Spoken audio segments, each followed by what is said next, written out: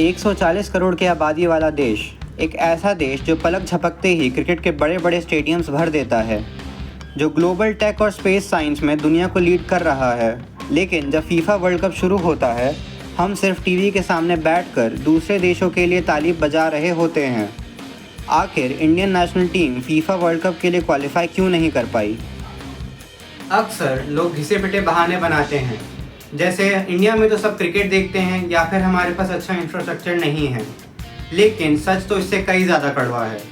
Indian football इसलिए पीछे नहीं है कि हमारे प्लेयर्स में टैलेंट नहीं या फिर कोई सपोर्ट नहीं करता।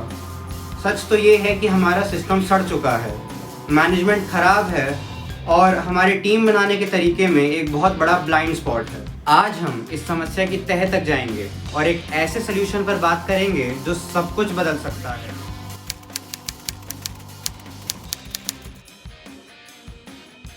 इस बर्बादी की शुरुआत होती है सबसे ऊपर से, यानी हमारे एडमिनिस्ट्रेशन से। AIFF एक मॉडर्न स्पोर्ट्स ऑर्गेनाइजेशन की तरह नहीं, बल्कि किसी सुस्त सरकारी दफ्तर की तरह काम करता है।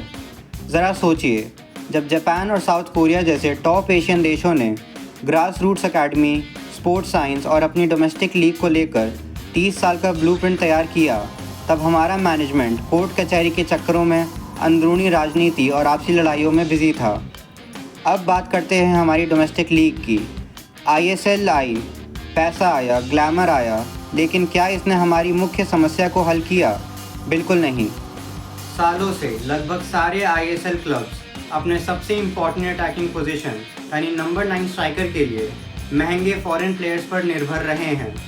जब हमारे लड़कों को क्लब लेवल पर ही बेंच पर बिठा दिया जाता है, तो नेशनल टीम को गोल स्कोरर्स कहाँ से मिलेंगे? और इससे सामने आता है दूसरा कड़वा सच, पुराने प्लेयर्स पर हमारी ज़रूरत से ज़्यादा निर्भरता। लगभग 2 दशकों तक इंडियन फुटबॉल सिर्फ एक ही भरोसे पर चलता रहा, सुनील छेत्री। लेकिन 140 करोड़ के देश में छेत्री के करियर के आखिरी पड़ाव तक पहुंचने के बाद भी एक नया युवा स्ट्राइकर तैयार नहीं हो पाया। ये फेडरेशन की नाकामी का सबसे बड़ा सबूत है। हम पुराने प्लेयर्स पर ही टिके रहते हैं क्योंकि नया टैलेंट लाने वाली पाइपलाइन टूटी हुई है। और जब छेत्री ने इंटरनेशनल फुटबॉल से संन्यास लिया, तो ये साफ हो गया कि फेडरेशन के पास कोई बैकअप प्लान नहीं था।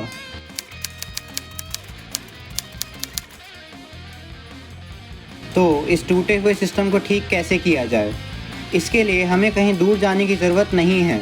हमें बस अपने ही देश के दूसरे खेल के मैनेजमेंट को देखना है, यानी BCCI को। मुझे पता है कि फ़ुटबॉल फैंस को क्रिकेट से तुलना पसंद नहीं है, लेकिन सच को समझिए। आप चाहे उनसे नफ़रत करें या प्यार, BCCI एक फाइनेंशियल और ऑपरेशनल पावर हाउस है। उन्होंने क्रिकेट को एक प्रोफेशनल एलीट बिजनेस की तरह चलाया है। अगर AIFF अपने आप को पूरी तरह रीस्ट्रक्चर करके BCCI जैसा कॉरपोरेट मॉडल अपना ले, तो फिर तस्वीर बदल सकती है। सबसे पहले फेडरेशन की कमिटीज से नेताओं और ब्यूरोक्रेट्स को हटाकर स्पोर्ट्स बिजनेस एक्सपर्ट्स, बेहतरीन डायरेक्टर्स और फॉर्मर फुटबॉलर्स को लाना होगा जो मॉडर्न फुटबॉल को अच्छी तरह समझते हों।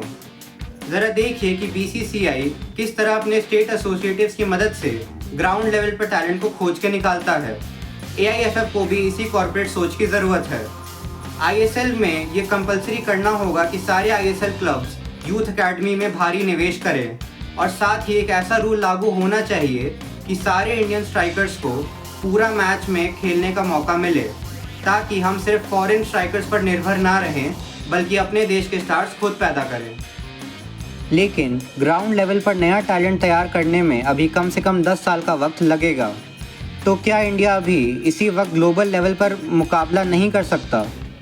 इसका एक रास्ता है जो हमारे सामने ही मौजूद है। ओवरसीज सिटीजन्स ऑफ इंडिया यानी OCI प्लेयर्स। फ़िलहाल इंडियन ओरिजिन्स के वो प्लेयर्स जिनके पास ब्रिटिश, कैनेडियन और यूरोपियन पासपोर्ट है, वो इंडिया की नेशनल टीम के लिए नहीं खेल सकते। क्यों? क्योंकि इंडियन लॉज डुअल सिटीजनशिप की परमिशन नहीं देता। इंडिया के लिए खेलने के लिए किसी भी प्लेयर को अपना फॉरेन पासपोर्ट छोड़ना होगा, इंडिया आना होगा और यहीं की सिटीजनशिप लेनी होगी, जो कि एक बहुत मुश्किल और लंबी लीगल प्रोसेस है। दूसरी तरफ अल्जीरिया, मोरक्को और कतर जैसे देशों ने इसी डायस्पोरा का फ़ायदा उठाकर रातों रात फुटबॉल वर्ल्ड में अपनी धाक जमा ली। मोरक्को ने यूरोप की टॉप अकेडमीज में पले बड़े अपने मुल्क के प्लेयर्स के दम पर वर्ल्ड कप सेमीफाइनल्स खेल लिया। सोचिए, अगर भारत सरकार स्पोर्ट्स पासपोर्ट या पासपोर्ट एक्ट के तहत कोई विशेष छूट दे दे तो क्या होगा। अचानक इंग्लिश प्रीमियर लीग या यूरोप की टॉप यूथ अकेडमीज में ट्रेनिंग पाने वाले इंडियन ओरिजिन के प्लेयर्स ब्लू जर्सी में नजर आएंगे। हमारी नेशनल टीम की क्वालिटी रातों रात बढ़ जाएगी। सुनने में एकदम परफेक्ट प्लान लगता है ना, लेकिन यहीं पर एक ट्विस्ट है। इंडियन फुटबॉल के अंदर ही बंद दरवाजों के पीछे इसका भारी विरोध हो रहा है, और ये विरोध और कोई नहीं बल्कि हमारे देश के मौजूदा डोमेस्टिक प्लेयर्स और लोकल स्टेक होल्डर्स कर रहे हैं। आखिर वो इसका विरोध क्यों कर रहे हैं? सीधा सा जवाब है असुरक्षा और डर। लोकल प्लेयर्स को डर है कि अगर यूरोप से बेटर ट्रेनिंग और फिजिकली मजबूत OCI प्लेयर्स टीम में आएंगे तो मौजूदा डोमेस्टिक प्लेयर्स की जगह पूरी तरह ख़त्म हो जाएगी। उन्हें डर है कि इससे हमारे ISL प्लेयर्स की वैल्यू ख़त्म हो जाएगी और उन बच्चों का सपना टूट जाएगा जो बचपन से इंडिया के मैदानों पर पसीना बहा रहे हैं। इसने एक बड़ा वैचारिक युद्ध शुरू कर दिया है। क्या हमें अपने डोमेस्टिक प्लेयर्स की नौकरियों और सपनों को बचाना चाहिए, या फिर वो सब कुछ करना चाहिए जो इंडिया को फीफा वर्ल्ड कप तक पहुंचा सकता है? आखिर इंडियन फुटबॉल आज एक ऐतिहासिक चौराहे पर खड़ा है। स्पोर्ट्स मिनिस्ट्रीज और लॉज के तहत अब फेडरेशन में बदलाव की कोशिश शुरू हो चुकी है, लेकिन सिर्फ कागजी बदलाव काफ़ी नहीं है। अगर हम दुनिया के सबसे बड़े खेल में सिर्फ एक स्पेक्टेटर बनकर नहीं रहना चाहते तो हमें कड़े और रेवोल्यूशनरी फैसले लेने होंगे। हमें एक ऐसा फेडरेशन चाहिए जो किसी वर्ल्ड क्लास कॉरपोरेशन की तरह चले, और हमें OCI के इस विवाद पर खुलकर फैसला लेना होगा।